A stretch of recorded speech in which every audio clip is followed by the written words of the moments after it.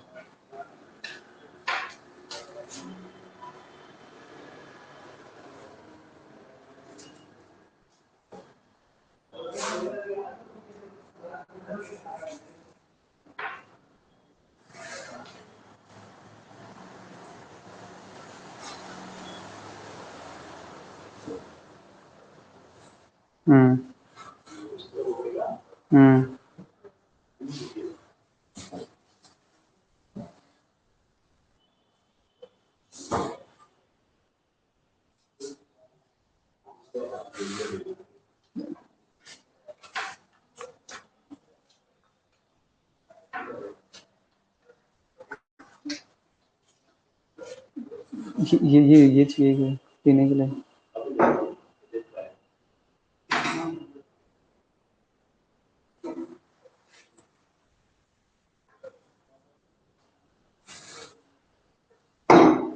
छोड़ दो उसको।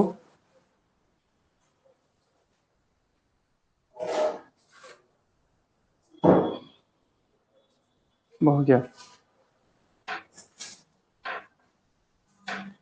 नमस्कार दोस्तों, लेक्चरर फिजिक्स की सीरीज में हम डिस्कस कर रहे थे मैट्रिक्स के बारे में, और इस क्लास में हम डिस्कस कर रहे हैं मैट्रिक्स के। लास्ट क्लास में हमने डिस्कस किया आइगन वैल्यू कैसे फाइंड आउट करते हैं करके।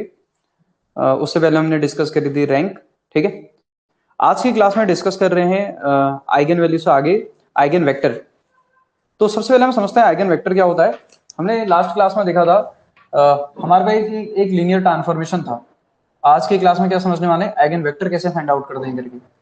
ठीक है, तो हमने ये देखा था जैसे हमारे पास suppose let us consider a linear transformation. हमारे पास एक लीनियर ट्रांसफॉर्मेशन था, ट्रांसफॉर्मेशन। ठीक है, एक लीनियर ट्रांसफॉर्मेशन इक्वेशन क्या थी हमारे पास, ए एक्स इक्वल हमने लिखा था लेमडा एक्स। ये क्या है, लीनियर ट्रांसफॉर्मेशन इक्वेशन है। ठीक, अगर हम बात करें तो यहां से आपको ये समझ में आता है, जब हमने लिखा था इसको ए एक्स, ठीक है, ए एक्स माइनस लेमडा आई, ठीक है, एक्स इक्वल टू 0, तो यहां से हमको बताता है A minus lambda I x equal to 0।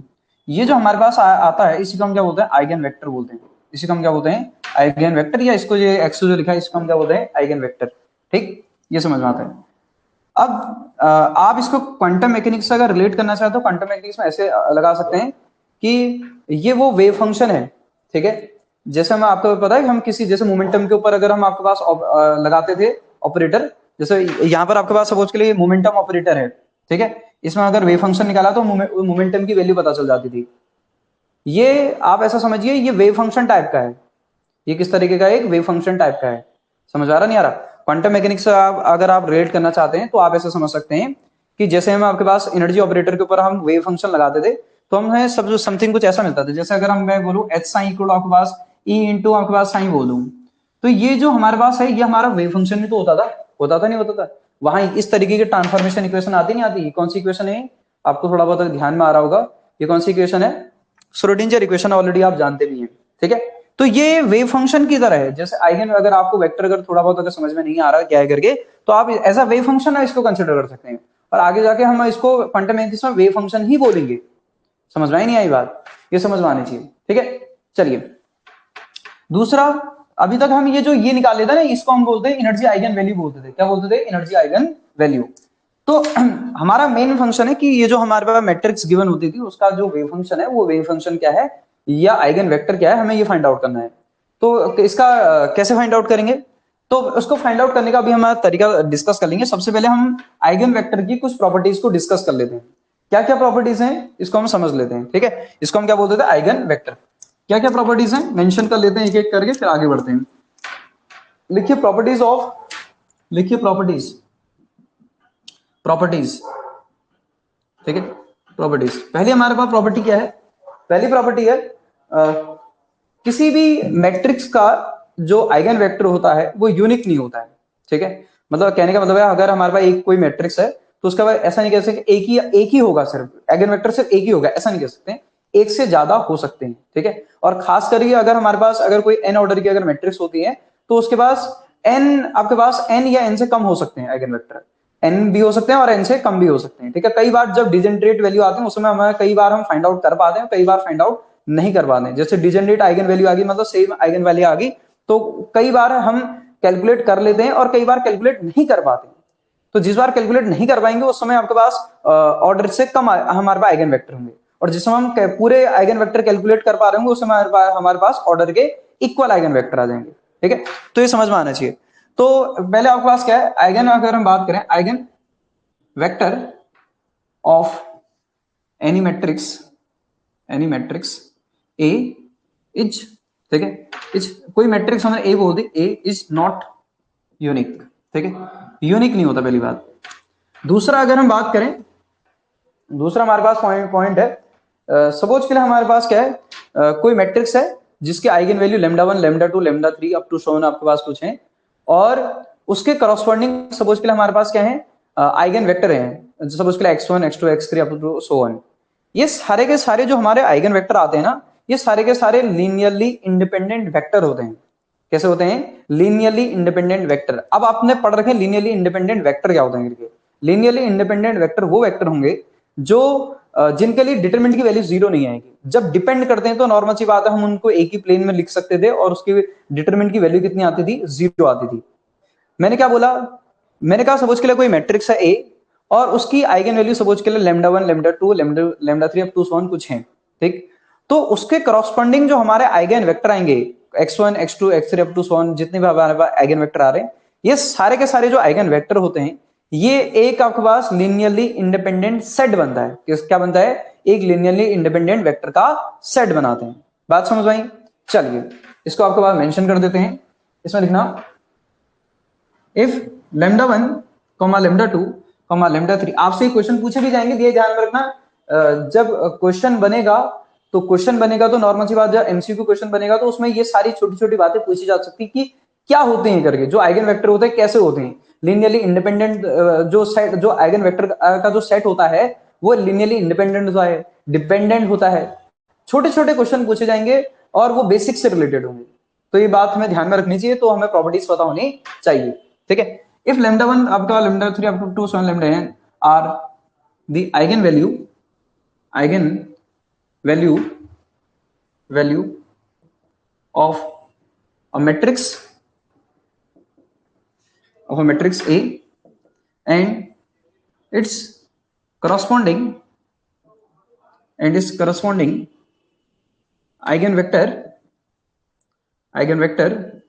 Suppose के लिए क्या है, x1 x2 x3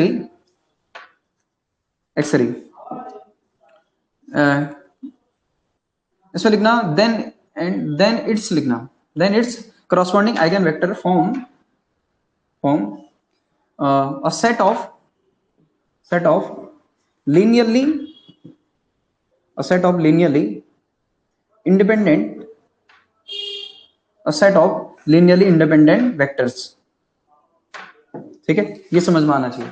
ये हमारा कौन सा पॉइंट हो गया, दूसरा पॉइंट हो गया। तीसरा अगर हम बात करें तो दो डिफरेंट आइगन वैल्यू के करस्पॉन्डिंग जो आइगन वेक्टर आते हैं हमेशा ऑर्थोगोनल होते हैं, ठीक है। अगर हम बात करें उनका, अगर हम ऑर्थोगोनल होंगे, लेकिन उसके लिए हमें कंडीशन लगानी पड़ेगी, मैंने आपको कल बताया भी होगा। जैसे हमने पहला वेक्टर का ले रहे हैं तो उसका जो dagger into second vector equal to 0, इस कंडीशन को बोलते हैं ऑर्थोगोनल। ये बात सुनिए, यहां ड्रैगर करना पड़ेगा। ड्रैगर क्यों कर रहे हैं, ट्रांसपोज का मतलब ध्यान में रखना, ट्रांसपोज नहीं होता, ड्रैगर होता है। ड्रैगर क्यों कर रहे हैं, ड्रैगर इसलिए कर रहे हैं क्योंकि जो मैट्रिक्स है उसके अंदर आपके पास नॉर्मल सी बात है कौन से एलिमेंट भी हो सकते हैं, कॉम्प्लेक्स एलिमेंट भी हो सकते हैं, तो हमें कॉम्प्लेक्स कॉन्जुगेट लेना होता है, ध्यान में रखने वाली बात है, ठीक है। तो मैंने क्या बोला, इसमें लिखना आपके पास क्या, नेक्स्ट पॉइंट हमारे पास टू आइगन वेक्टर लिखना। Eigen vector are orthogonal if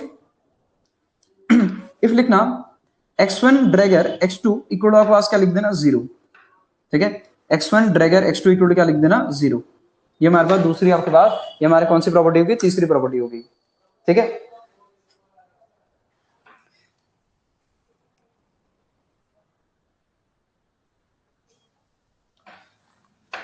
चलिए नेक्स्ट प्रॉपर्टी आपके पास लिखिए, fourth property. Next fourth property लिखिए। ठीक है, नेक्स्ट हमारे पास प्रॉपर्टी है, सपोज के लिए हमारे पास कोई सिमेट्रिक मैट्रिक्स है, सिमेट्रिक मैट्रिक्स के करस्पॉन्डिंग आइगन जो सिमेट्रिक मैट्रिक्स की जो आइगन वैल्यू आएंगी, उनके जो करस्पॉन्डिंग आइगन वेक्टर होते हैं वो हमेशा कैसे होते हैं, ऑर्थोगोनल होते हैं। कैसे होते हैं, ऑर्थोगोनल होते हैं। ठीक है, इसमें लिख देना eigen vector of a symmetric matrix, लिखना eigen vector of a symmetric matrix लिखना, eigen vector of a symmetric matrix are orthogonal. ठीक है, डायरेक्टली लिख लेते हैं ऑर्थोगोनल। ठीक है, ये ध्यान में रखिएगा। नेक्स्ट अगर हम बात करें, फिफ्थ हमारे पास प्रॉपर्टी है ठीक है, लेकिन कैसे, डिफरेंट आइगन वैल्यू किसके, ये जो आइगन वेक्टर होंगे किसके होंगे, ये ध्यान में रखने वाली बात है, डिफरेंट आइगन वैल्यू के करस्पॉन्डिंग होगा, डिफरेंट आइगन वैल्यू के करस्पॉन्डिंग जो आइगन वेक्टर आ रहे हैं वो ऑर्थोगोनल होंगे, सिंपल सी बात है। नेक्स्ट हमारे पास पॉइंट है, फिफ्थ पॉइंट। ठीक है, नेक्स्ट हमारे पास पॉइंट है फिफ्थ,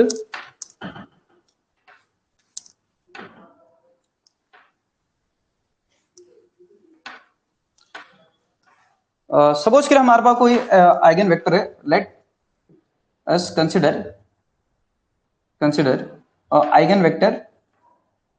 ठीक है, आइगन वेक्टर कैसे होता है, जैसे हमने कहा आइगन वेक्टर कुछ ऐसा है, तो ये आपके पास ए बी सी, ये है आइगन वेक्टर, ऐसे लिखा जाता है।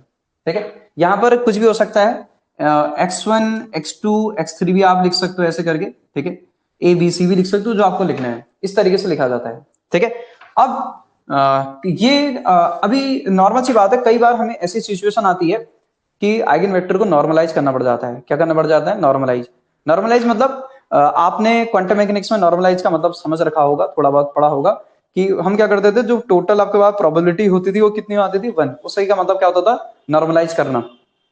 तो यहाँ पर नॉर्मलाइज का कहने का मतलब क्या होता है कि अगर सपोज के लिए यहाँ कोई अगर आपका सपोज के लिए हमें सॉल्यूशन अगर कंसिडर करना पड़े आर्बिट्री, अभी आएगा वो, उस केस में उस के की वैल्यू कुछ भी हो सकती है।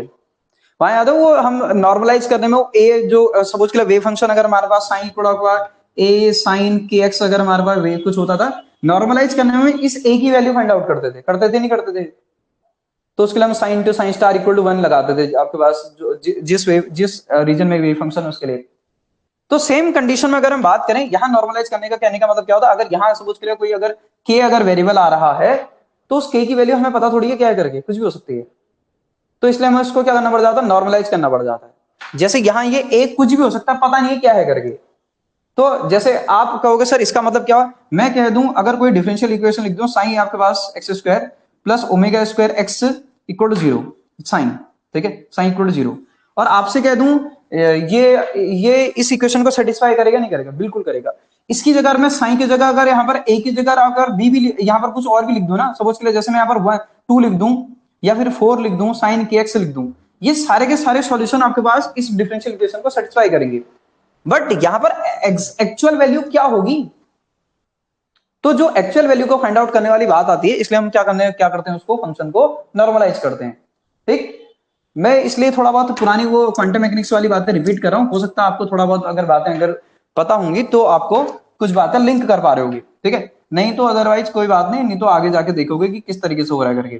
तो नॉर्मलाइज अगर हम बात करें, नॉर्मलाइज अगर हमें करने की जरूरत पड़ेगी, नॉर्मलाइज अगर हम आइगन वेक्टर अगर हम बात करें, नॉर्मलाइज आइगन वेक्टर कैसे लिखा जाता है, नॉर्मलाइज करने के लिए हमें क्या करना होता है, एक्स इक्वल अगर हम बात करें तो हमें ये ऐसा भी हो सकता है, एबीसी भी हो सकता है, ए बी सी के फॉर्म में भी लिख सकते हो जैसा आपको लिखना हो।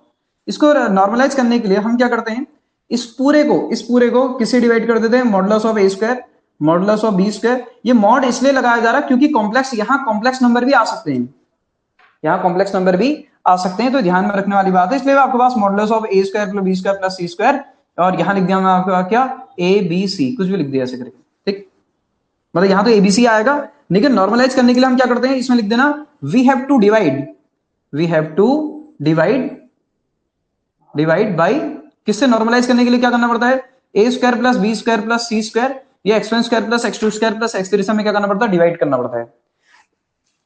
x1 x2 x3 लोगे, x1 x2 x3 लोगे तो x1 square plus x2 square plus x3 से डिवाइड करोगे। यहां अगर एबीसी लोगे तो एबीसी से आपके पास a square plus b square plus c square से डिवाइड कर दोगे। ये होगा नॉर्मलाइज करने का तरीका। ठीक, एक और हमारे पास लास्ट पॉइंट है, उसको भी डिस्कस कर लेते हैं, फिर आगे बढ़ते हैं।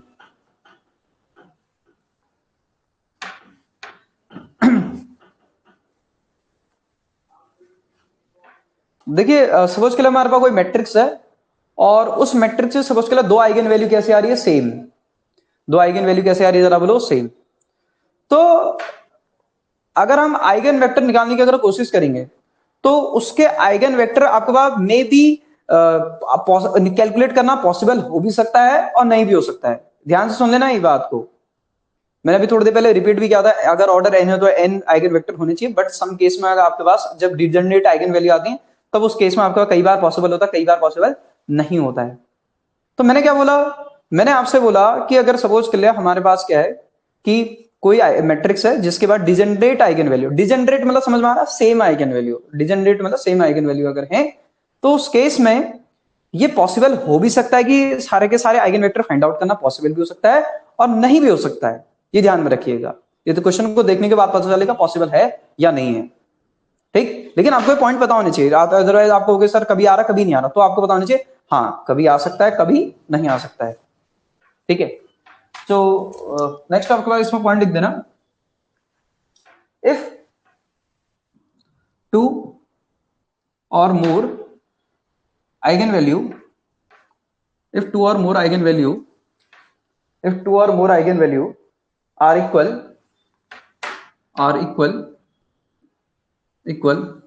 it may or may not be possible, it may or may not be possible to get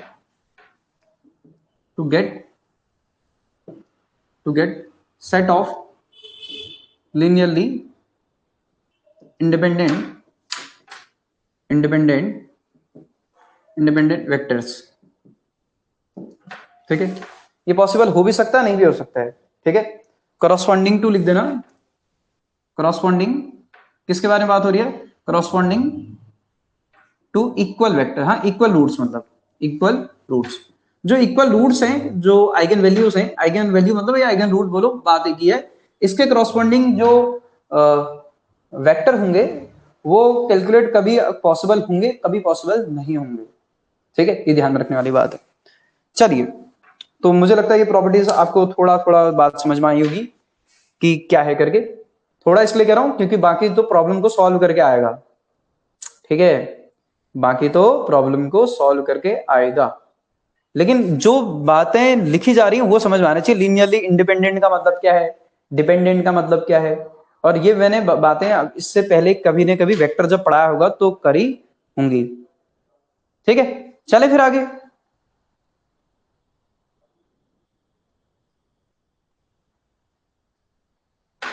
चलिए इसको हटा देते हैं और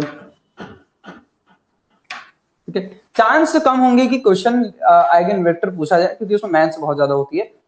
क्वेश्चन आपके पास ज्यादा होगा कि आइगन वैल्यू पूछे। ठीक है, और वो प्रॉपर्टीज जो बता रखी है आपके पास 15 प्रॉपर्टीज बताई होंगी आइगन वैल्यू से रिलेटेड, वो प्रॉपर्टीज आपको बाय हार्ट पता होनी चाहिए। ठीक है, तो कोशिश करते हैं आपके पास फाइंड आउट करने के, हम एक मैट्रिक्स कंसिडर करते हैं और उसके कैसे आइगन वेक्टर फाइंड आउट करते हैं, इस चीज को समझने की कोशिश करते हैं। ठीक है, नॉर्मलाइज करना मतलब अगर आपको समझ में नहीं आ रहा, नॉर्मलाइज करना मैं एक बार फिर से समझा देता हूं।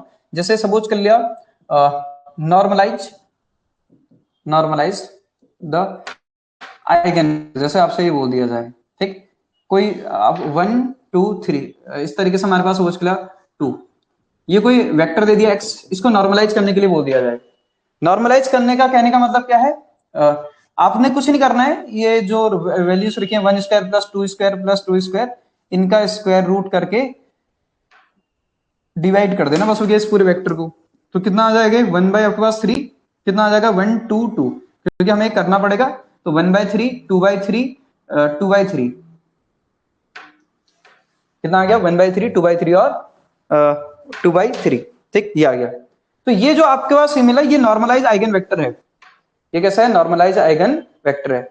अब एक काम करो, देखो इन सबको स्क्वायर और ऐड करो तो इसकी वैल्यू 1 आ रही होगी, जैसे वहां आता था ना sign to sign star equal to 1 आता था पूरे स्पेस में, याद आ रहा कुछ?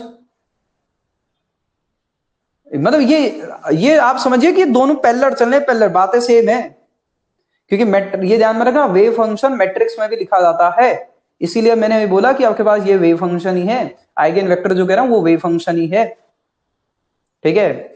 चलिए, तो 1/3 2/3 और आपके पास 2/3, तो ये हमारे पास क्या आ गया, आपके पास नॉर्मलाइज आइगन वेक्टर आ गया। तो आगे बढ़ते हैं, चलिए, तो क्वेश्चन लिखिए इसमें आपके पास, find eigen value and eigen vector, find eigen value and eigen vector if A equal to हमें दे रखी मैट्रिक्स दे रखी है, मैट्रिक्स क्या है 0 1 1 0, ये ठीक। हमें क्या फाइंड आउट करना है, आइगन वैल्यू और आइगन वेक्टर। तो एक बार फटाफट डिस्कस कर लेते हैं कैसे फाइंड आउट करेंगे करके। सबसे पहले हम एक काम करते हैं, a माइनस लेमडा आई। सबसे पहले आपका प्रोसीजर क्या रहेगा कैलकुलेट करने के लिए, सबसे पहले लेमडा की वैल्यू फाइंड आउट करोगे, ठीक है, यानी कि आइगन वैल्यू। तो क्या करोगे, a minus lambda equal to क्या कर दोगे 0, तो यहां से पता ही आपके पास 0 1 आपके पास 1 0, तो यहाँ अगर आप इस यहाँ वैल्यू रखोगे तो यहाँ कितना आ जाएगा माइनस लेमडा। अब ये लिखना आ गया होगा आई होप, माइनस लेमडा कितना आ जाएगा 0, ठीक। यहाँ से इसको मल्टीप्लाई करोगे तो कितना आ गया lambda square minus 1 equal to कितना आ गया 0 आ गया। तो यहां से जब लेमडा की वैल्यू कैलकुलेट करोगे तो कितना आ जाएगा, लेमडा की वैल्यू प्लस माइनस 1। तो लेमडा की हमारे पास दो वैल्यू आई, एक आई प्लस 1, एक आई है माइनस 1, ठीक। तो दो आइगन वैल्यू अगर आई है तो नॉर्मल सी बात है, हमें समझ में आता है दो आइगन वेक्टर आएंगे, अगर आइगन वेक्टर आएंगे तो कौन कौन से होंगे उनको डिस्कस कर लेते हैं, ठीक है। चलिए हटा दे इस चीज को, कैसे फाइंड आउट करते हैं, अभी तो ये तो आइगन वैल्यू था, आइगन वेक्टर अब स्टार्ट करते हैं, आइगन वेक्टर कैसे फाइंड आउट करेंगे इसी क्वेश्चन में, ठीक। नाउ आइगन वैल्यूज आपके पास हमारे पास सपोज के लिए 1 है, ठीक है। किसके लिए बात हो रही है, फॉर आपके पास फॉर लेमडा इक्वल टू 1 के लिए आइगन वेक्टर डिसाइड कर रहे हैं, क्या कह रहे हैं जरा बोलो। नाउ फॉर लिख देना आपके पास, फॉर लेमडा इक्वल टू 1, ठीक है, आइगन वेक्टर क्या आएगा समझते हैं, eigen vector lambda equal to 1 के लिए। तो अभी हमने इक्वेशन देखी थी lambda I x equal to 0, और हमने बोला था ये क्या है आइगन वेक्टर है। सबसे पहले आइगन वेक्टर की इक्वेशन में जाना पड़ेगा, lambda A minus lambda equal X equal to 0। तो ए क्या था ऑलरेडी हमको पता ही है, लेमडा ये क्या है सब पता ही है, ठीक है। तो कितना आ जाएगा 0 1, या हमारे पास था आपके पास 1 0, ठीक है। ये हमारे पास लेमडा ही था, ये 2 क्रॉस 2 की आपके पास आइडेंटिटी मैट्रिक्स है, और ये आ जाएगा आपके पास ये, ठीक। ये आ गया एक्स को क्या लिखोगे x1 x2, ठीक है, x1 x2, क्योंकि 2 क्रॉस 2 की मैट्रिक्स है तो नॉर्मल सी बात है, दो वेरिएबल आएंगे, कितने आएंगे दो वेरिएबल आएंगे x1 और x2 इक्वल टू 0। तो यहां से अगर इसको सॉल्व करोगे तो ये तो बहुत ही सिंपल सी बात, a माइनस लेमडा आई क्या आएगा ये ऑलरेडी आपको पता ही है, ये इधर आ जाएगा माइनस का लेमडा, ये आ जाएगा 1, ये आ जाएगा 1 माइनस लेमडा, ठीक। ये आ जाएगा कितना x1 x2 इक्वल टू कितना आ जाएगा 0, x1 x2 कितना आ जाएगा 0, ठीक। ये आ गई इक्वेशन।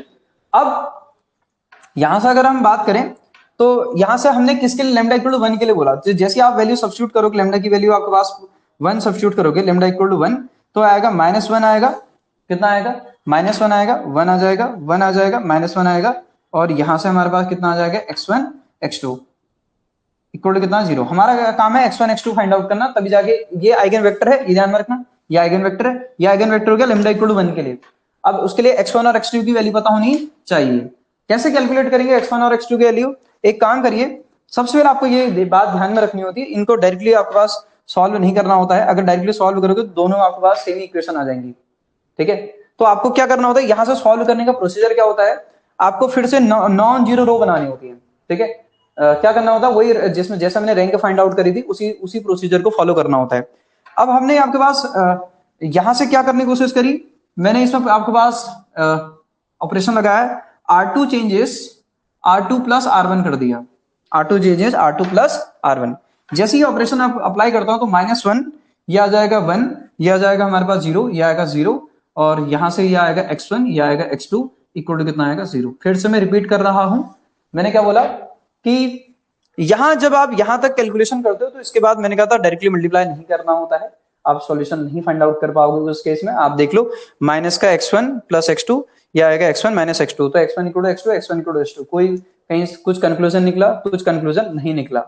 तो मैंने कहा क्या करना होता है, सबसे पहले ऑपरेशन लगा के नॉन जीरो रो बनानी होती है, जितनी बना सकते हो, वही पूरा एक्लन फॉर्म, पूरी की पूरी एक्लन फॉर्म, ये ध्यान में रखना, ये तरीका है फाइंड आउट करने का।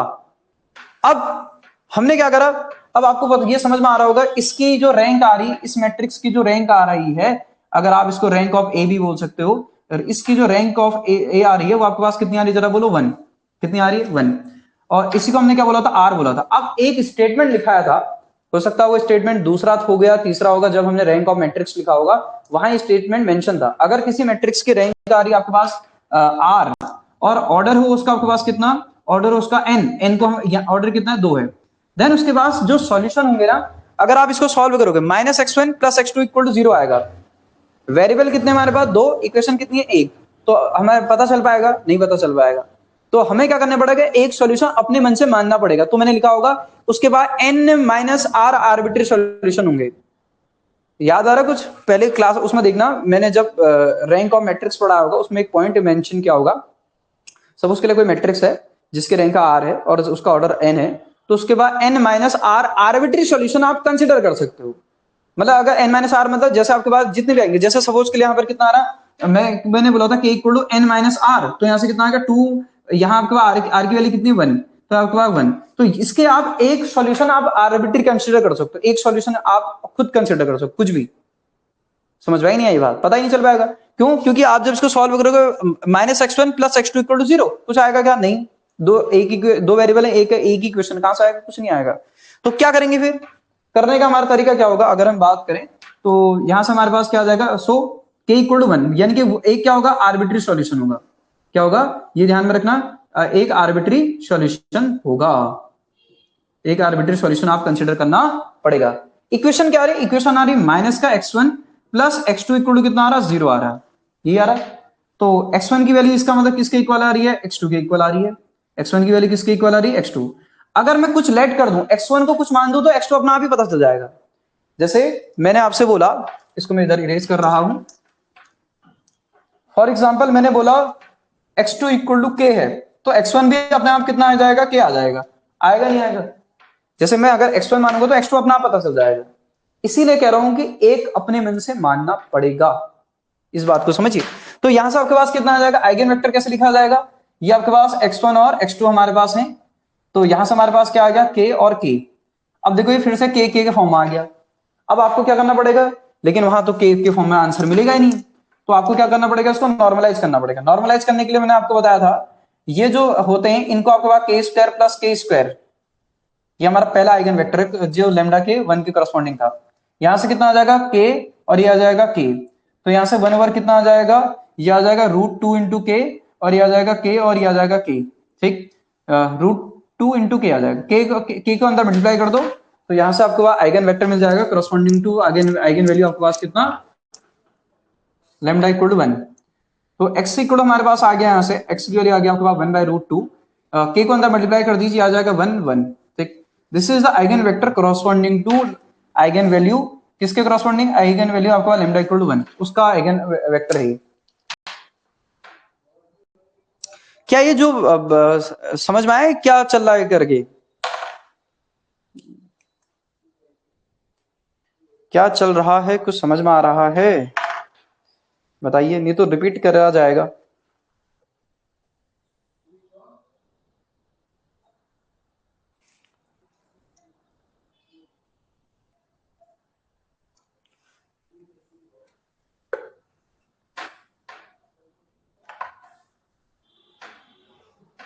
प्रैक्टिस कर लोगे, 2-4 क्वेश्चन बना लोगे तो हो जाएगा, फिर उसके बाद समझ में आ जाएगी बात, ठीक है।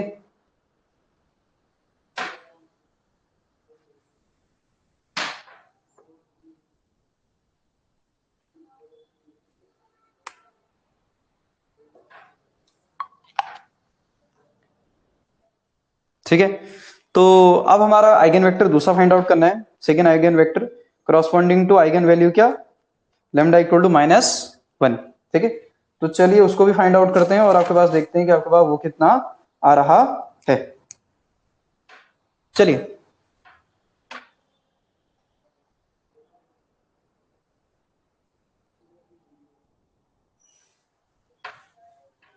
इसको इरेज कर देते हैं।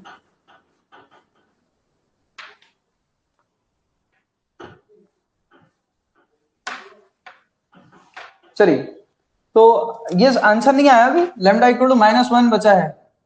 ठीक है, नाउ आइगन वेक्टर, तो आइगन वेक्टर फिर से वही बात आ गई, a minus lambda I x, आपको समझ में आ गया, 0। ये कितना आया था, माइनस लेमडा, ये आया था 1 और ये आया था 1। ठीक, ये आ जाएगा आपके पास कितना, x1 x2। ठीक है, इक्वल टू कितना आ जाएगा, 0। ये आया था a माइनस लेमडा आई, तो ये है, और दूसरा x के लिए x1 x2, और लेमडा की वैल्यू कितनी है, -1। -1 सब्स्टिट्यूट करोगे तो कितना आ जाएगा, 1 1 1 1। कितना आ गया, x1 x2। करना सब में यही है, ध्यान रखना, आप कोई भी ऑर्डर की मैट्रिक्स लो, 1 ऑर्डर, 2 ऑर्डर के लिए हो, 3 ऑर्डर के लिए हो, उससे कोई फर्क पड़ने वाला नहीं है। फिर मैंने क्या कहा, यहाँ पर आपके पास क्या करना है, वो लगा लो, एक्लन फॉर्म में कन्वर्ट कर लो इसको। ठीक है, तो कन्वर्ट करने के लिए क्या करेंगे, R2 माइनस आपके पास क्या कर देंगे, R1 कर देंगे। ठीक, R2 माइनस R1 कर देंगे, ऑपरेशन लगा लीजिए। तो यहाँ से हमारे पास क्या आ गया, आपके पास ये आ गया 1 1 0 0। ये कितना आ गया, x1 x2। ठीक है, ये आ गया कितना, 0। यहां से अगर आप इसको कन्वर्ट करोगे तो आपके पास, अब जरा देखो ये कितना है, फिर से वही बात आ गई। अब आपको दिख रहा ना, इसकी रैंक कितनी है, इसकी रैंक आ रही है आपके पास, कितनी आ रही है, 1 आ रही है, विच इज आर। ऑर्डर कितना है मैट्रिक्स का, 2 है। कितना है, एन की वैल्यू कितनी है, 2। तो के कितना हो जाएगा, N minus R, which is आपके पास कितना, 1। इसका मतलब फिर से हमें क्या करना पड़ेगा, एक आर्बिट्री सॉल्यूशन कंसिडर करना पड़ेगा। क्या करना पड़ेगा, एक आर्बिट्री सॉल्यूशन। तो कितना आएगा, के की वैल्यू हमारे पास कितनी हो जाएगी, 2 माइनस 1 इक्वल टू कितना आ जाएगा, 1। एक आर्बिट्री सॉल्यूशन होगा, एक क्या होगा जरा बोलो, आर्बिट्री सॉल्यूशन। आर्बिट्री मतलब समझ में आता होगा आपको, माना हुआ सॉल्यूशन कंसिडर करना पड़ेगा। ठीक है, क्या कंसिडर करेंगे फिर, अब जरा देखो, इसको सॉल्व करो, पहले इसको सॉल्व करो, कितना आएगा, x1 plus x2, 1 x1 x2 equal to कितना आ जाएगा, 0। तो x1 की वैल्यू हमारे पास कितनी आ जाएगी, माइनस ऑफ x2। x1 की वैल्यू कितनी आ जाएगी, माइनस ऑफ x2। तो यहां से आप x1 की वैल्यू अगर आपके पास x1 इक्वल टू के कंसिडर करोगे, तो x2 की वैल्यू कितनी आ जाएगी, माइनस ऑफ के आ जाएगी। आएगी नहीं आएगी, कुछ भी कंसिडर करते हो, ये ध्यान में रखना, x1 की वैल्यू k कंसिडर करोगे तो x2 हम अपने आप ही कितना आ जाएगा, माइनस ऑफ k, क्योंकि यहां जगह k आएगा तो x2 की वैल्यू कितनी आ जाएगी, माइनस ऑफ k। तो आप इनकी वैल्यू रख लीजिए और आपको देख लीजिए। ठीक है, चलिए, तो क्या आएगा हमारे पास आइगन वेक्टर। अगर हम बात करें आइगन वेक्टर, अगर हम बनाए तो हमारे पास था x1 x2, ये हमारे पास आइगन वेक्टर होगा 2, दूसरा वाला। तो कितना आ जाएगा, ये आ जाएगा हमारे पास 1, अच्छा k, और आपके पास माइनस k। नॉर्मलाइज करना पड़ेगा। नॉर्मलाइज अगर हम बात करें, नॉर्मलाइज करने के लिए फिर वही काम, क्या करना पड़ेगा, normalized eigen vector, eigen vector. Normalize करने के लिए अगर हम बात करें तो x2 के लिए आपके पास कितनी आ जाएगी, 1 ओवर आपके पास k square plus k square, कितना आ जाएगा, 2k स्क्वायर आएगा आएगा। और ये कितना आ जाएगा हमारे पास, ये आ जाएगा k और k माइनस k। तो k बाहर आ जाएगा, ये भी समझ में आता है, रूट आ जाएगा, ये हमें समझ में आता है, √2 आ जाएगा यहाँ पर। के अंदर मल्टीप्लाई होगा तो x2 की वैल्यू कितनी आएगी, 1/√2, और अंदर मल्टीप्लाई होगा तो 1 और -1। ठीक, ये क्या, ये बात समझ में आ गई है, दूसरा आइगन वेक्टर हमारा ये आ गया। सर कोई शॉर्ट मेथड हो तो वो भी बता दीजिए। यही मेथड है, इससे शॉर्ट मेथड नहीं है। यही मेथड है जो इजी है। ठीक है, जो सब में मैक्सिमम में काम कर जाती है, किसी भी में उसमें अप्लाई कर सकते हो आप।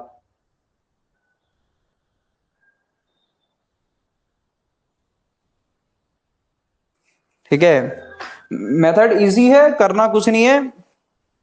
इसीलिए मैंने पहले बोला कि क्वेश्चन आपके पास जब आएगा तो जो चांसेस हैं वो आपके पास आइगन वैल्यू फाइंड आउट करने के सबसे ज्यादा चांसेस हैं, वेक्टर फाइंड आउट करने के लिए कम आता है, क्योंकि इसमें मैथ्स ज्यादा होती है। ये मैंने इनिशियल में आपको बताया, बता नहीं बताया। आइगन वेक्टर मैं अभी इसके सारे करा देता हूँ, 2 ऑर्डर के भी करा देता हूँ, 3 ऑर्डर के भी करा, टेंशन लेने वाली बात नहीं है।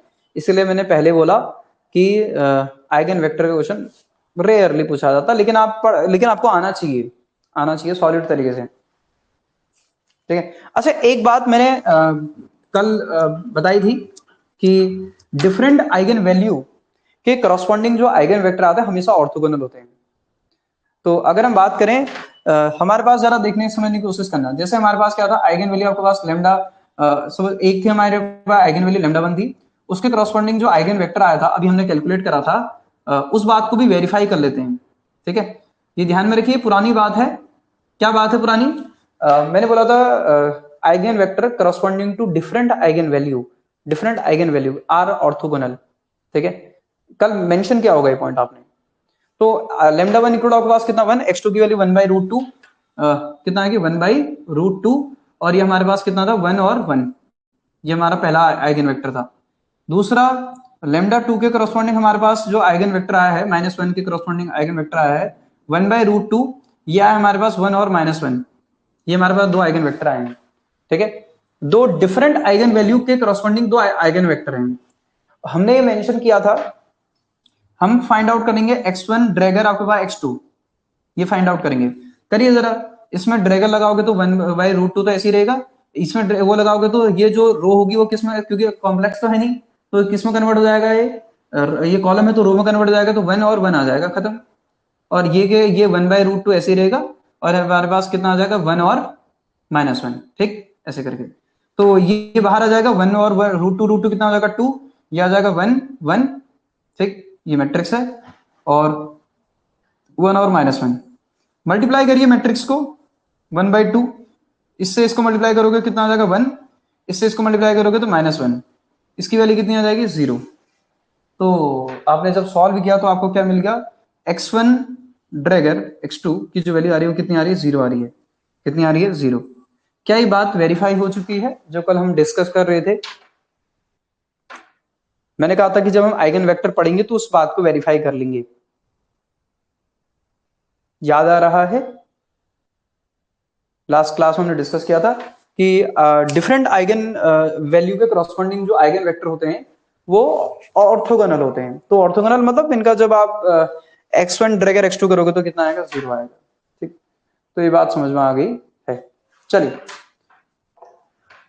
आगे बढ़ते हैं, एक दूसरा क्वेश्चन करते हैं, ठीक है, और आप भी ट्राई करिए, ठीक है। तो आपके पास क्या आता है बताइए, फाइंड आइगन वेक्टर,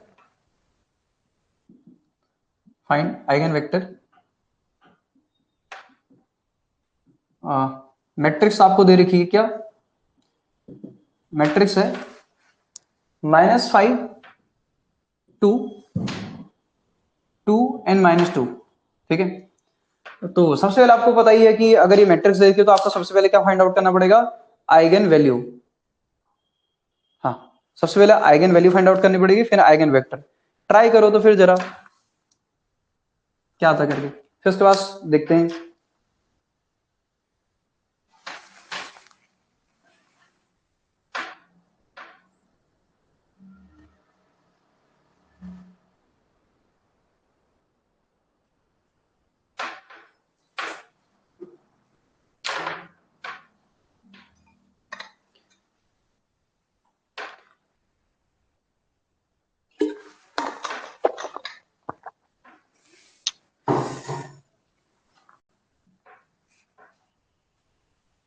चलिए, तो क्या जरा समझने की कोशिश करिएगा। क्या करेंगे, सबसे पहले a minus lambda equal to आपके पास 0 कर देंगे। तो यहां से हमारे पास कितना आ जाएगा 5 माइनस लेमडा आपके पास 2 माइनस लेमडा, इसकी वैल्यू कितनी आ जाएगी 0 आ जाएगी, ठीक है। तो इसको इधर मल्टीप्लाई कर दिए, 5 माइनस लेमडा, इधर आएगा आपके पास माइनस का 2 माइनस का लेमडा, और इधर आ जाएगा -4 इक्वल टू कितना आ जाएगा 0। तो इसमें से माइनस माइनस दोनों में से कॉमन ले लो, 5 plus lambda 2 plus lambda -4 equal to कितना आ गया 0 आ गया, कितना आ गया 0। तो यहाँ से कितना आ गया, ये आ गया 10, ये आ गया आपके पास कितना 5 लेमडा और 2 लेमडा, कितना आ गया 7 लेमडा, कितना आ गया लेमडा स्क्वायर माइनस का 4 इक्वल टू कितना आ गया 0 आ गया। तो यहाँ से कितना आएगा ये, अभी क्या काम हो रहा है आइगन वैल्यू निकालना। जब आइगन वैल्यू निकालोगे तभी तो आपके पास आइगन वेक्टर आएंगे। लैम्डा स्क्वायर माइनस का प्लस का 7 लैम्डा, ये कितना आ जाएगा प्लस का 6 इक्वल टू कितना 0। तो lambda square plus 6 lambda plus 6 equal to 0 लिखा जा सकता है इसको। लैम्डा स्क्वायर 6 अगर लैम्डा अगर कॉमन ले लूं कितना आएगा, लैम्डा कॉमन ले लीजिए, lambda plus 6 plus 1 lambda plus 6 equal to कितना आ जाएगा 0। तो लैम्डा प्लस 6 और लैम्डा प्लस 1 इक्वल टू कितना आ जाएगा 0 आएगा। तो लैम्डा की वैल्यू आ जाएगी आपके पास -1 और -6। These are the eigen value, these are the eigen value, ये होंगी आइगन वैल्यू। हाँ बिल्कुल, आइगन वैल्यू आएगी -1 और -6। ठीक, आइगन वेक्टर अब बनाने की कोशिश करते हैं फटाफट।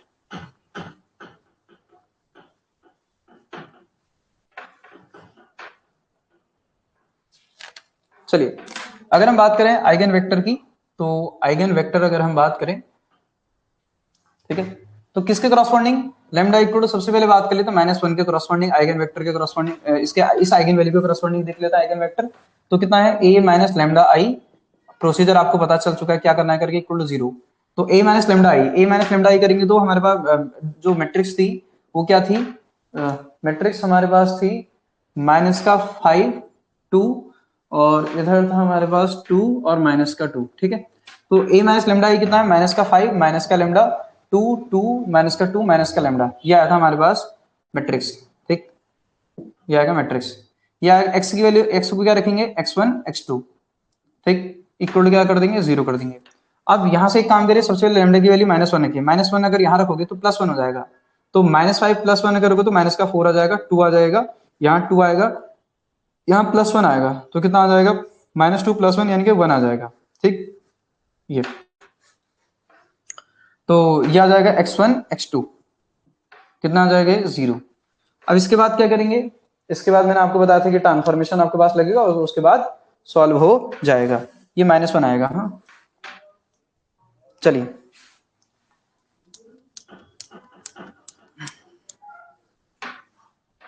तो यहां से क्या करेंगे, अब मैंने कहा ऑपरेशन लगाइए, ऑपरेशन क्या लगा सकते हो, 2r2 प्लस r1 कर सकते हैं क्या।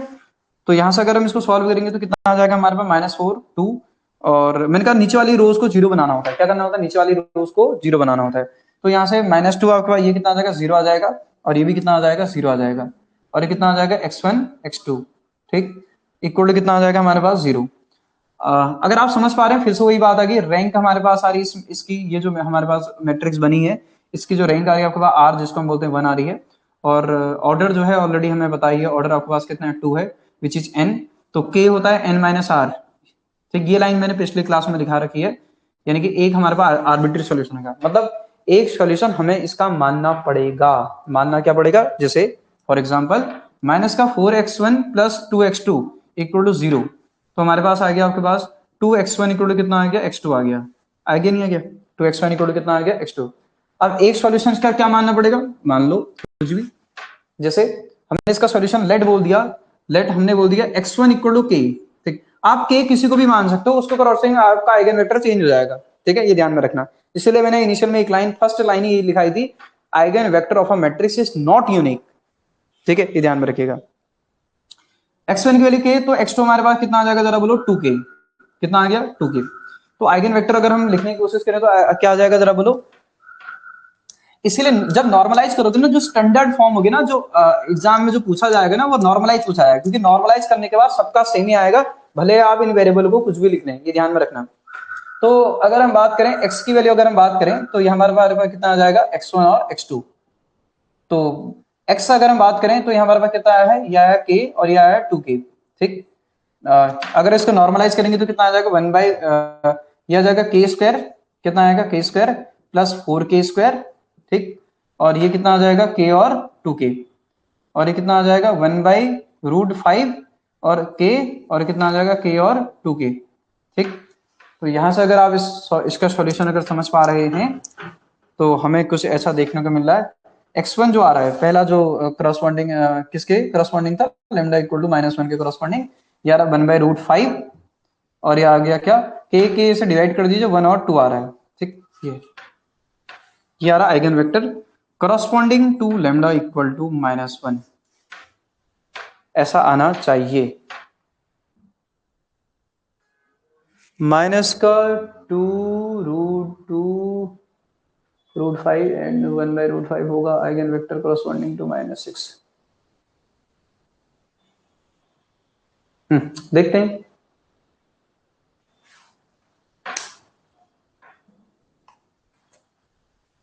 हाँ देखते हैं आपको ये सही आ रहा, -1 के क्रॉसपॉन्डिंग।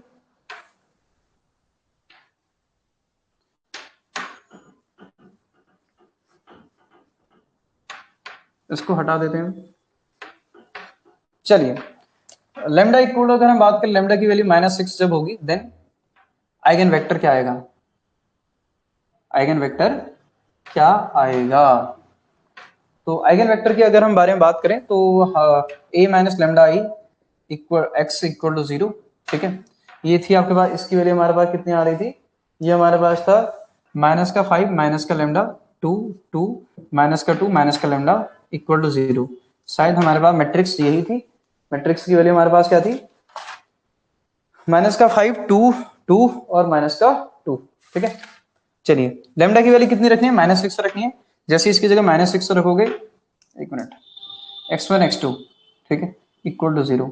जैसे इसकी जगह -6 रखोगे तो ये +6 हो जाएगा, तो यहाँ आ जाएगा हमारे पास -1, ये आ जाएगा 2, ये आ जाएगा 2, और यहाँ जैसे +6 आएगा तो हमारे पास कितना आ जाएगा, 4 आ जाएगा। कितना आ जाएगा, 4। ये आएगा x1 x2। This is the eigen vector, ठीक। अब क्या करेंगे, मैंने आपको बड़ी सिंपल सी बात बताई थी। अब हम एक काम करेंगे कि जो लोअर आपके पास मैट्रिक्स है, ठीक है, इसकी वैल्यू अगर यहाँ रखोगे ये 1 आएगा, ठीक है। ये यहाँ अगर वैल्यू रखेंगे तो +1 आएगा। तो मैंने क्या बोला था, अब क्या करेंगे, लोअर आपके पास उसमें 0 बनाने की कोशिश करेंगे। तो एक काम करिए, R2 चेंजेस आपके पास R2 टू R2 है, नहीं R2 माइनस का 2R1 कर लीजिए, ठीक। जैसे इसको बनाने की कोशिश करोगे यहाँ से हमारे पास क्या देखने को मिलेगा, 1 2, ये आ जाएगा हमारे पास 0, और ये आ जाएगा हमारे पास 0, और यहाँ से कितना आएगा x1, और ये हमारे पास आएगा x2 इक्वल टू कितना आ जाएगा 0। फिर वही बात आ गई, रैंक हमारे पास, ये ऐसा हर बार नहीं आएगा, कई बार नहीं भी आएगा, तो उस समय डायरेक्टली हमारे पास सॉल्यूशन मिल जाएंगे, उस समय कोई दिक्कत नहीं आएगी। ये उस समय की बात है जिस समय सॉल्यूशन ना आए, ठीक। तो ये आ जाएगा रैंक, अगर हम बात करें तो हमारे पास ये r, ये हमारे पास आ जाएगा 1। जो ऑर्डर है वो हमारे पास कितना आ रहा है जरा बोलो, n, ये आ रहा है हमारे पास 2। तो सॉल्यूशन आपके पास n माइनस r, ये 2 माइनस 1 आर्बिट्री सॉल्यूशन होंगे। कितने सॉल्यूशन होंगे, आर्बिट्री एक सॉल्यूशन हमें मानना पड़ेगा। x1 plus 2x2 equal to आपके पास 0। तो x1 इक्वल टू हमारे पास कितना आ गया, -2x2, -2x2। अब x2 की वैल्यू कुछ मान लो, जो सिंपल है कि यहाँ मान लो कुछ x2 की वैल्यू आपके पास k, ठीक है। x2 की वैल्यू अगर k मानोगे,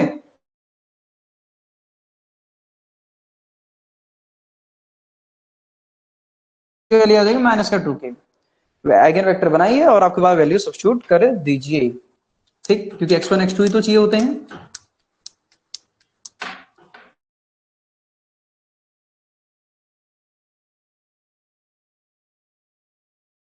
अगर आप सॉल्व करोगे, x1 हमारे पास कितना है, -2k, और ये है k, ठीक, ये है k। नॉर्मलाइज कर दीजिए, नॉर्मलाइज करोगे तो ये √5 इंटू के आ जाएगा, आपको समझ में आ गया होगा। और ये हमारे पास कितना आ जाएगा, माइनस का आपके पास 2k और k, ठीक। k से डिवाइड कर दो तो x2 की जो वैल्यू आएगी आपके पास कितनी आ जाएगी, 1/√5, कितना आ जाएगी, -2, और आपके पास कितना आ जाएगा 1, ठीक। This is the eigen vector, और आपने शायद ये बताया भी था। हाँ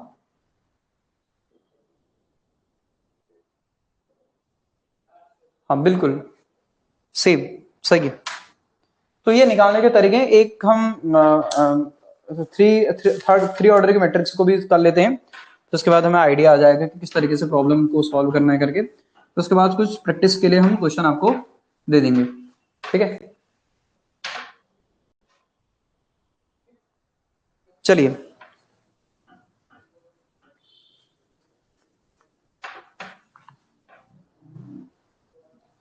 इसमें लिखिए आपके पास, find eigen vector of matrix. Matrix आपको तो क्या दे रखी है, मैट्रिक्स है 3 1 4 3 1 4 है 2 6 और इधर है 5, ठीक, बाकी सब है 0। चलो बताओ इसके आइगन वैल्यू क्या है। नाउ आइगन वैल्यू ऑलरेडी हमें पता ही है, आइगन वैल्यू क्या आ जाएंगी, आइगन वैल्यू आ जाएगी 3 2 5।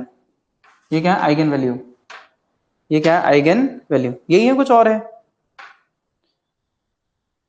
ठीक है। अब ट्रायंगुलर मैट्रिक्स के जो डायगोनल एलिमेंट होते हैं वही उसकी क्या होती है आइगन वैल्यू। अब हमें क्या करना है, एक एक करके फाइंड आउट करेंगे। सबसे पहले 2 के लिए फाइंड आउट कर लो, फिर 3 के लिए, फिर 5 के लिए। तो काम करते हैं, आपको स्टार्ट करते हैं आइगन वेक्टर के लिए। आइगन वेक्टर अगर हम बात करें तो सबसे पहले हमारे पास आइगन वेक्टर आ जाएगा लैम्डा इक्वल टू कितने के लिए 2 के लिए। तो कितना आएगा 3 माइनस लैम्डा आएगा, कितना आ जाएगा 3 माइनस लैम्डा 1 4 0 2 माइनस लैम्डा 6, कितना आ जाएगा 0 0 5 माइनस लैम्डा। इसकी वैल्यू कितनी आ जाएगी जरा बोलो, ये आ जाएगा हमारे पास देखो ये डायरेक्टली हम लिख रहे हैं, क्यों लिख रहे हैं क्योंकि ऑलरेडी आपको बात समझ में आ गई होगी। x1 x2 x3 कितना आ जाएगा 0, कितना आ जाएगा 0।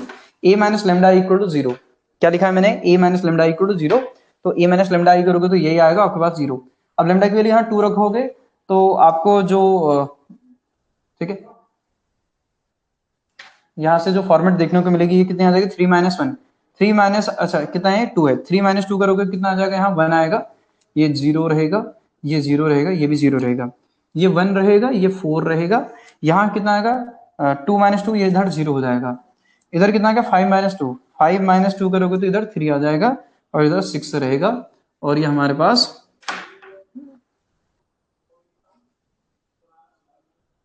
ये आएगा x1, ये आएगा x2, ये आएगा x3, ठीक है। इक्वल टू कितना आ जाएगा 0, इक्वल टू कितना आएगा 0। अब एक काम करो ना, इसको 0 बना दो, थर्ड वाली रो को, R3 चेंजेस टू R3, क्या कर सकते हैं 2 R3 माइनस का R2 कर सकते हैं चेंज, इसको 0 बना सकते हैं। तो कितना आएगा 1 1 4 0 0 6 0 0 0 आएगा, इंटू कितना आ जाएगा x1 x2 x3, ये कितना आ जाएगा 0 आ जाएगा। अब 0 बनाया जा सकता है क्या, अब नहीं बनाया जा सकता है। अगर आप R2 माइनस R1 करोगे, इसको 0 बनाओगे तो यहाँ और यहाँ एलिमेंट आ जाएंगे, वो 0 होगा ही नहीं। समझ आई नहीं आई बात, इसका मतलब इसमें एक आर्बिट्री सॉल्यूशन हमें कंसीडर करना पड़ेगा। तो कैसे करें जरा समझना, क्या क्या इक्वेशन बनेगी, पहली बार इक्वेशन बना लो, क्या क्या ये समझ में आ गया, एक आर्बिट्री सॉल्यूशन। अब मैं लिखूंगा भी नहीं हो, क्योंकि मैं एक बार एक में 2 क्वेश्चन में पूरा लिख चुका हूँ, ठीक है। कितना आएगा, पहला आएगा x1 plus x2 plus x3, कितना 4x3 इक्वल टू कितना 0, फिर कितना आएगा 0x1 0x2 6x3 equal to कितना आएगा 0, 0x1 0x2 0x3 equal to 0, तो आपके पास x3 की वैल्यू कितनी आ गई 0, एक तो हमारे पास मिल गया, ठीक। x3 की वैल्यू कितनी आ गई 0 आ गई, x3 की वैल्यू अगर 0 आएगी तो हमारे पास क्या आ गया x1 plus x2 equal to कितना आ गया 0। अब देखो बात आपको समझ में आ गई होगी, अब मामला फंस चुका है। इक्वेशन हमारे पास x1 plus x2 equal to 0 है, वेरिएबल तो 3 है ना, x1 x2 x3 एक ही पता है, लेकिन आप जरा देखो वेरिएबल 2 है, ठीक है। हाँ वेरिएबल हमारे पास कितने हैं 2 हैं, और आपके पास पता है इक्वेशन एक ही है, तो कैसे करेंगे फिर। आप मैंने कहा ना अभी अब आपको समझ में आना चाहिए। ऑर्डर कितना है इसका, K equal to n minus R, K कितना है इसका 3, रैंक कितनी है इसकी 2, तो सॉल्यूशन कितना आएगा 1 1 मान लो कुछ भी, x1 की वैल्यू क्या मान लो k, तो x2 कितना आ जाएगा माइनस ऑफ k, x2 कितना आ जाएगा minus of k। Eigen vector बना दो, आइगन वेक्टर बना दो। आइगन वेक्टर अगर हम बनाने की कोशिश करेंगे तो हमारे पास आइगन वेक्टर क्या आएगा जरा बताइए।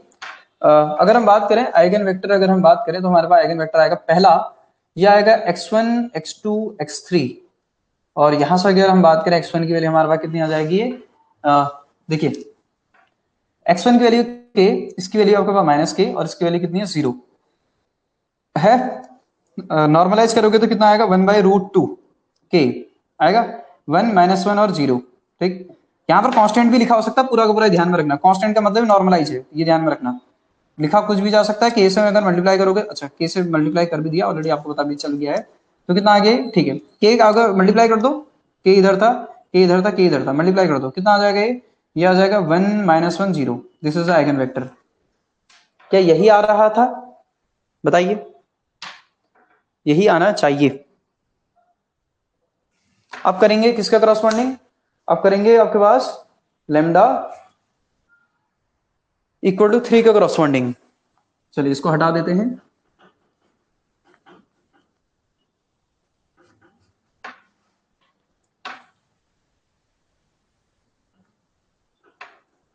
ठीक है, हमारे पास नेक्स्ट हमारे पास क्या है, लेमडा इक्वल टू 3 के करस्पॉन्डिंग।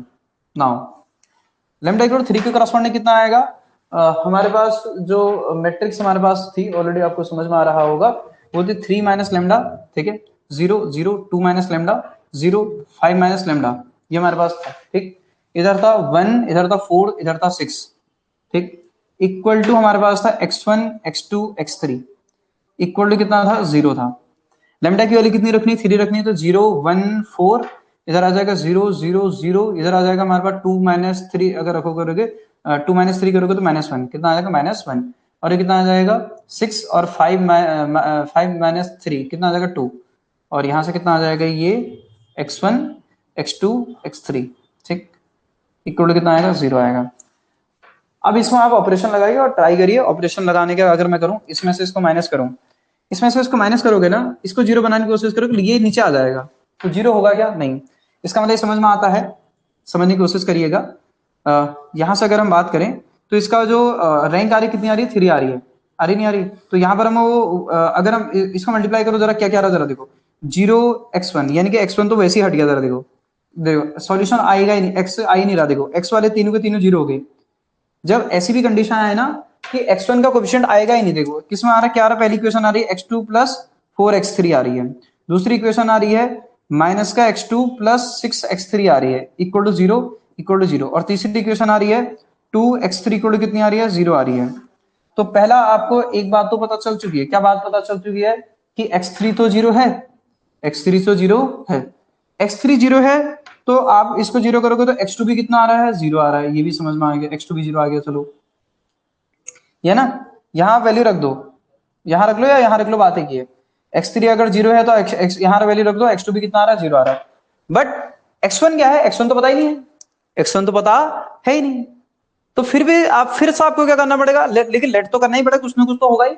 तो फिर से हम आपके पास लेट कर लेंगे, आपके पास लेट आपके पास x1 इक्वल टू क्या होगा, कुछ ना कुछ के होगा करके, कुछ भी लेट नहीं है तो लेट करना पड़ेगा, ध्यान में रखिएगा, पता थोड़ी है क्या है, कुछ भी हो सकता, आपको x1 नहीं लिखना पड़ेगा, x1 लिख लो या के लिख लो, बात है की, ठीक है, ये ध्यान में रखना। ये नॉन जीरो है, लेकिन ये ध्यान में रखिएगा, ये x1 पता नहीं चल पा रहा है, तो हम क्या करेंगे फिर, अब हमारा वेक्टर क्या बनेगा, वेक्टर बनेगा x1 x2 x3, ये हमारा आइगन वेक्टर बनेगा।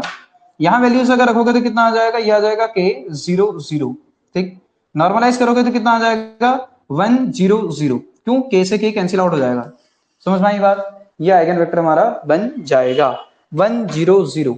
ऐसा भी आपको करना पड़ सकता है, ये ध्यान में रखिएगा, ऐसा भी आपको करना पड़ सकता है। अब हमारा एक और बचा which is lambda equal to 5 के करस्पॉन्डिंग, उसको भी हम आपके पास फटाफट कर देते हैं।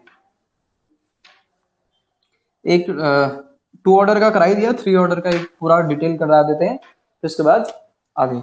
लैम्डा इक्वल टू 5 के करस्पॉन्डिंग आइगन वेक्टर, तो कैसे करेंगे, लैम्डा इक्वल टू 5 के करस्पॉन्डिंग अगर हम बात करें तो हमारे पास जो मैट्रिक्स थी, वो मैट्रिक्स हमारे पास क्या आ रहा था, मैट्रिक्स हमारे पास आ रहा था 2 minus 3 minus lambda 3 minus lambda 1 4 2 minus lambda 6 5 minus lambda, यही था हमारे पास, और इधर था 0 0 0, ठीक, इधर हो जाएगा हमारे पास x1 x2 x3, और ये कितना आ जाएगा हमारे पास 0, ठीक।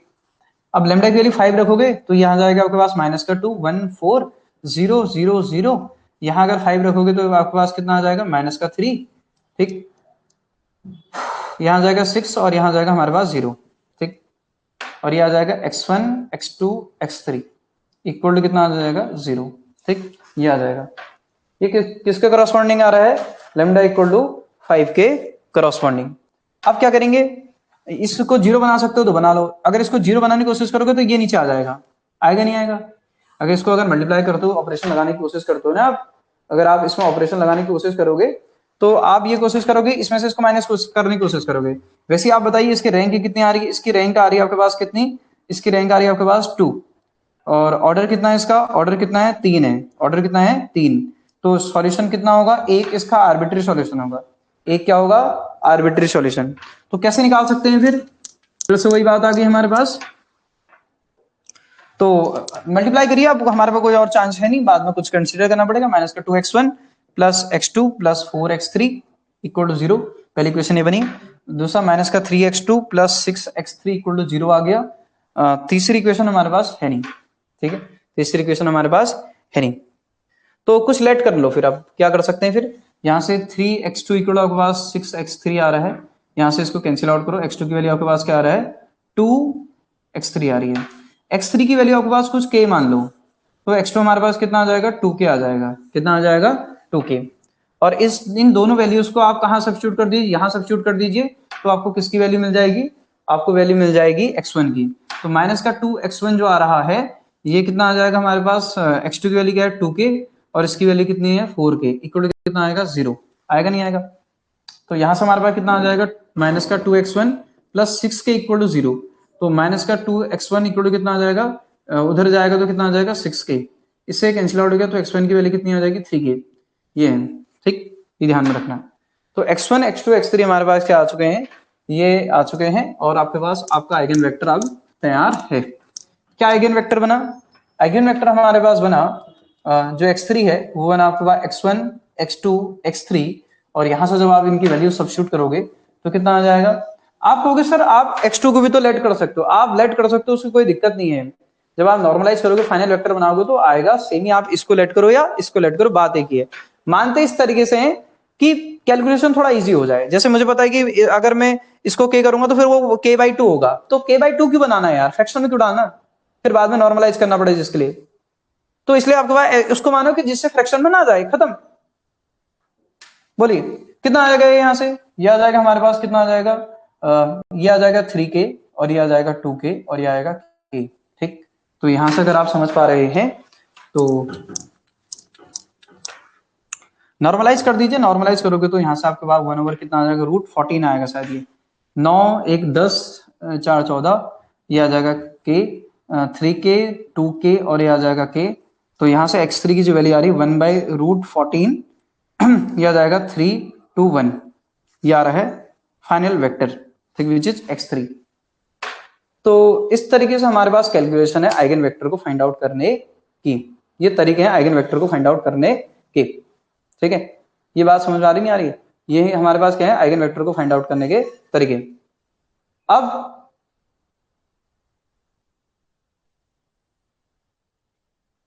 मैं आपको कुछ प्रॉब्लम दे रहा हूं, उनको ट्राई करिएगा, और उनका आइगन वेक्टर क्या आ रहे हैं ये भी बताइएगा। लास्ट क्लास में जो मैट्रिक्स वाले क्वेश्चन है वो भी मुझे बता दीजिएगा, मैं ग्रुप में कोशिश करूंगा उनका रिप्लाई कर दूं, ठीक है। चलिए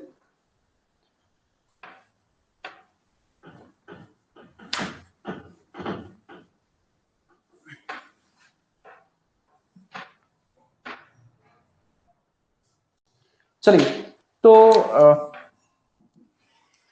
इसमें क्वेश्चन लिख लीजिए, ए इक्वल टू हमारे पास एक मैट्रिक्स है, ठीक है, इनके आइगन वेक्टर को फाइंड आउट करना है। Find eigen vector, eigen vector क्या है, 1 0 -1, फिर है 1 2 1, और है 2 2 3, ठीक है।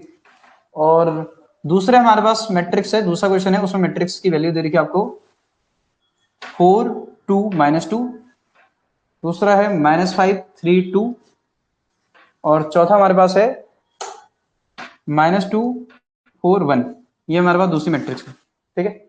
इनका आइगन वेक्टर फाइंड आउट करिएगा, ठीक है, और मैं सॉल्यूशन आपको सेंड कर दूंगा, ठीक है। सॉल्यूशन या इनके जो आंसर होंगे वो आपको सेंड कर दिए जाएंगे। ये 4 हैं।